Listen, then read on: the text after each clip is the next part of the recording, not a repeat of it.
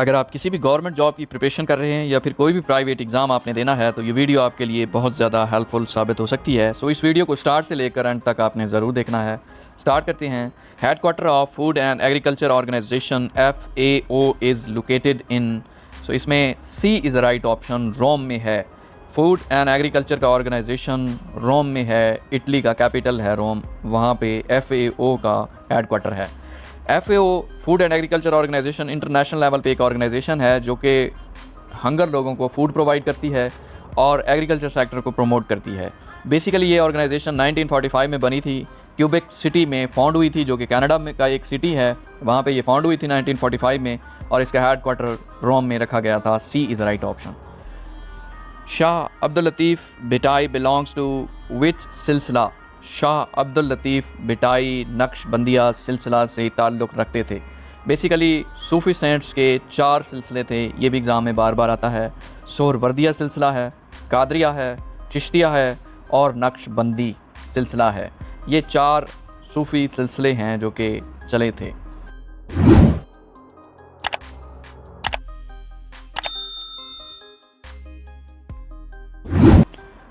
Next है शफ़क़त Amanat Ali band name is.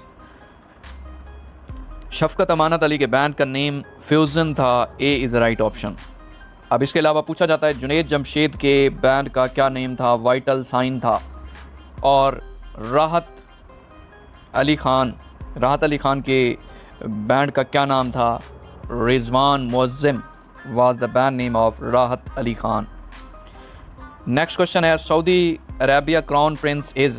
Saudi Arabia का crown prince का क्या नाम है? मोहम्मद बिन सलमान है जो कि शहज़ादे के बेटे हैं, प्रिंस हैं। अब वहाँ पे किंग सलमान है जो कि बादशाह है और उसके बेटे सऊदी क्राउन प्रिंस का नाम मोहम्मद बिन सलमान है। A is the right option. Which foreign leader addressed Pakistan assembly third time? कौन सा वो फॉरेन लीडर है जिसने पाकिस्तान की असम्बली को तीसरी दफ़ा भी एड्रेस किया है, खिताब किया है? रजब तैयब उर्दगान ने। रजब तैयब उर्दगान जो कि प्रेसिडेंट है तुर्की का, उसने 3 दफ़ा पाकिस्तान की नेशनल असम्बली में प्रेजेंटेशन दी है, एड्रेस किया है। 2003 से लेकर 2014 तक रजब तैयब उर्दगान तुर्की के प्राइम मिनिस्टर रहे। उसके बाद 2014 से लेकर अब तक इस दफ़ा भी सिलेक्ट रजब तैयब उर्दगान ही हुए हैं तीसरी मरतबा। सो 2014 से लेकर अब तक जो प्रेसिडेंट हैं वो रजब तैयब उर्दगान हैं तुर्की के। So D is the right option. White blood cells are also called leukocytes fight against disease. B is right option. White blood cells basically protect करते हैं इंसानी जिस्म को बीमारियों के ख़िलाफ़, वाइट ब्लड सेल्स। सो इसमें बी इज़ राइट ऑप्शन आता है।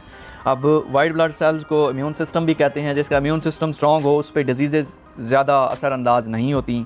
और जो वाइट ब्लड सेल्स का ड्यूरेशन होता है ये 1 से 3 दिन है। सो 1 to 3 डेज़ लगाना है अगर आ जाता है एग्ज़ाम में। इसके अलावा रेड ब्लड सेल्स होते हैं। Red blood cells bone marrow में होते हैं, गोदा में होते हैं, जो कि खून बनाने के काम आते हैं, खून बनाते हैं। और रेड ब्लड सेल्स का ड्यूरेशन 120 डेज़ होता है। नेक्स्ट है मोहनजोदड़ो मीन्स। मोहनजोदड़ो का क्या मतलब है? Mound of dead. Mohenjodaro basically Larkana में है, सिंध में। इसके अलावा हड़प्पा सिविलाइजेशन है वो साहिवाल में है।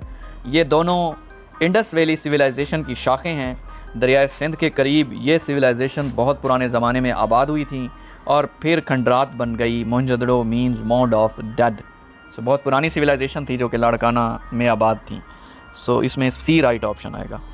Who is the current governor of Balochistan? Balochistan का मौजूदा गवर्नर कौन है? मलिक अब्दुल वली काकड़ है, क्योंकि गवर्नर अब चेंज हुए हैं।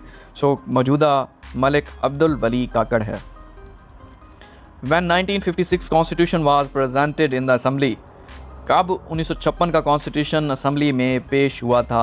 29 Feb 1956 को 1956 का कॉन्स्टिट्यूशन असम्बली में प्रेजेंट हुआ था और फिर 23 मार्च 1956 को नाफिज हुआ था पहला कॉन्स्टिट्यूशन। पाकिस्तान में 3 कॉन्स्टिट्यूशन अब तक बन चुके हैं। पहला कॉन्स्टिट्यूशन 29 फ़रवरी 1956 को असम्बली में पेश हुआ था और 23 मार्च 1956 को कॉन्स्टिट्यूशन इन्फोर्स हुआ था। इसके अलावा सेकंड कॉन्स्टिट्यूशन था जो कि 1 मार्च 1962 को असम्बली में पेश हुआ था और 8 जून 1962 को नाफिज हुआ था सेकंड कॉन्स्टिट्यूशन। और तीसरा कॉन्स्टिट्यूशन 19 अप्रैल 1973 को असम्बली में पेश हुआ था और 14 अगस्त 1973 को नाफिज हुआ था। तो ये 3 कॉन्स्टिट्यूशन है, कभी वो प्रेजेंटेड पूछ लेता है कि असम्बली में पेश कब हुआ था, तो वो भी आना चाहिए, और इन्फोर्स कब हुआ था, नाफिज कब हुआ था, वो भी दोनों आने चाहिए।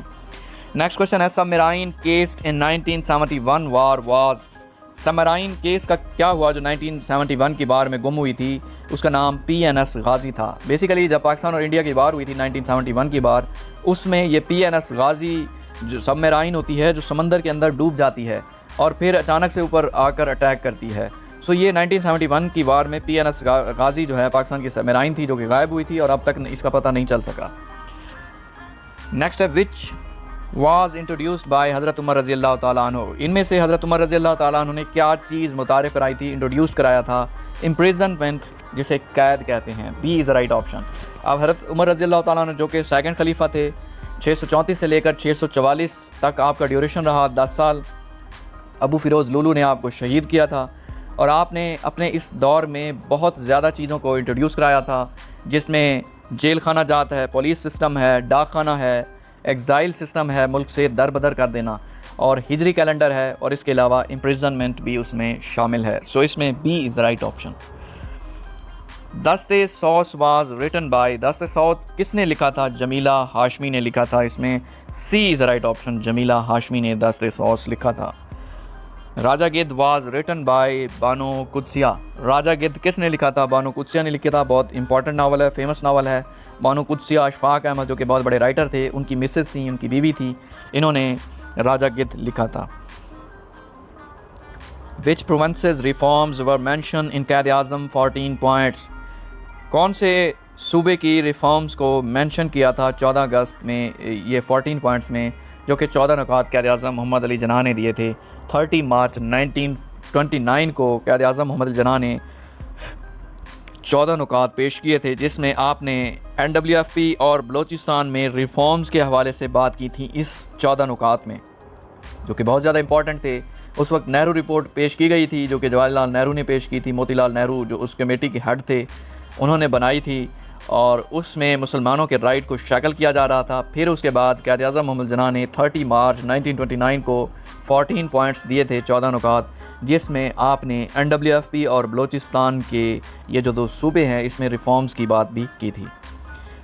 Arc of Janus is located in which country. Arch of Janus Italy में है। A is the right option. Historical landmark है, हिस्टोरिकल एक जगह है और जो कि इटली में वाक़ है। A is the right option.